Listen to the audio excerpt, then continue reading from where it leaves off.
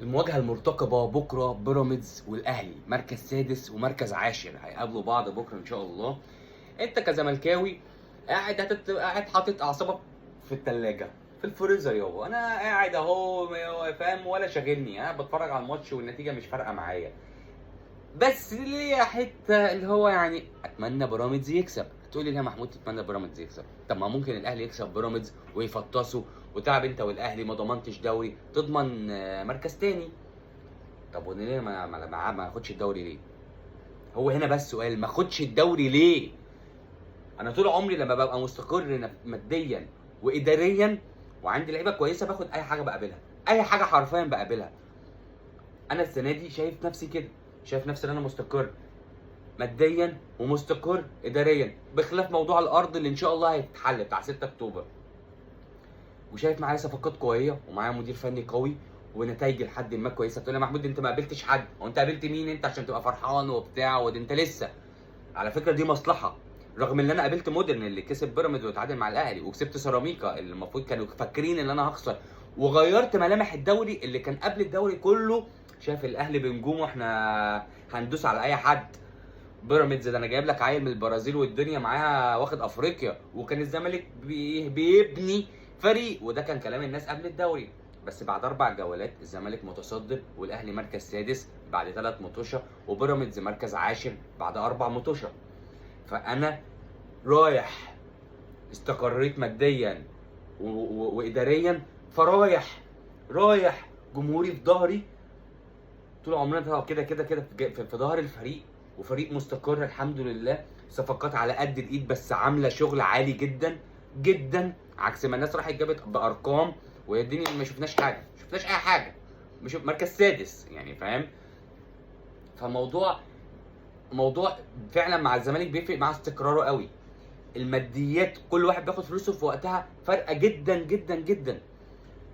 وحوار بقى اللي انت شايف الموتوشه اللي انت ما لعبتهاش دي مش موتوشه قويه، على فكره دي فايداني اكتر. لو انت كاهلاوي بتقول يا عم انت ما لعبتش، على فكره دي فايداني، اللي انا على الاقل يبقى في اندماج ما بين اللعيبه والمدير الفني والصفقات الجديده وكله يخش في بعضه وبكسب.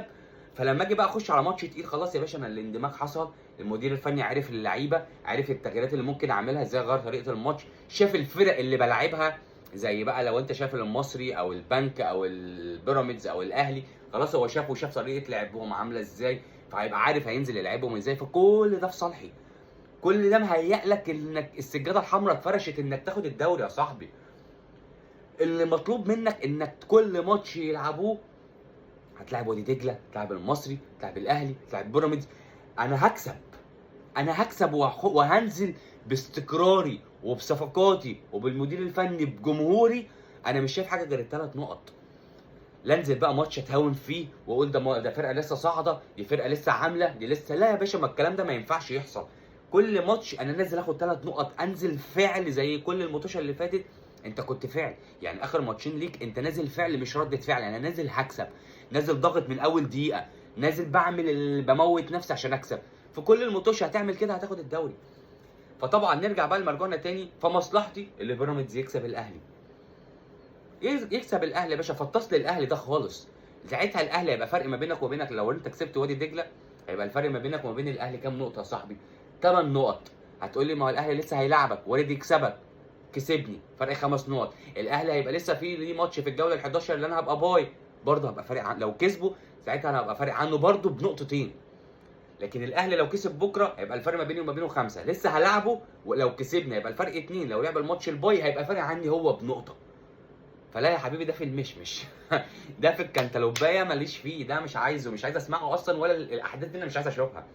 لان بعون الله ان شاء الله هكسب الاهلي ان شاء الله، رغم ان اللي هو معاه نجوم ومعاه ارقام ومعاه لعيبه بس احنا ما شفناهمش. يعني هم اسامي، لكن فعلا هم اسامي على الورق، لكن فعل ما بشوفش. محمد بن رمضان طالعين بيه السما، انت ما كسبتش غير فاركو اللي اي حد لعبه كسبه بس. عمل لك ايه محمد بن رمضان؟ مفيش. عمل لك ايه زيزو؟ مفيش. عمل لك ايه بن شرقي؟ مفيش. عمل لك ايه جراديشار؟ محمد شريف؟ مفيش. مفيش. اصل انا ما بكدبش، النتائج اللي بتقول.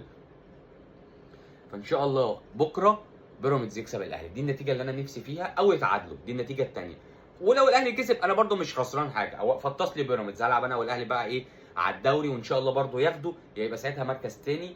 فان شاء الله في كلتا الحالات ماتش بكره ده مهم جدا، مهم جدا جدا جدا اللي بيراميدز ان شاء الله يكسبوا. لو اول مره تشوف ما تنساش تعمل لي فولو وقول لي رايك في الكومنتات، واحلى مسا عليكم.